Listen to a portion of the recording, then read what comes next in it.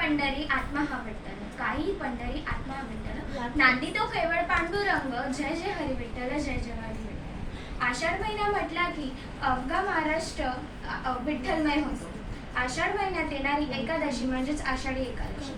आषाढी एकादशीला देवशयनी एकादशी असेही म्हणतात, कारण की या दिवशी भगवान विष्णू आपल्या शेषनागावर निद्रास्त होतात. आषाढी एकादशीचा दिवस महाराष्ट्रामध्ये सांस्कृतिक व धार्मिक दृष्टीने खूप महत्त्वाचा आहे.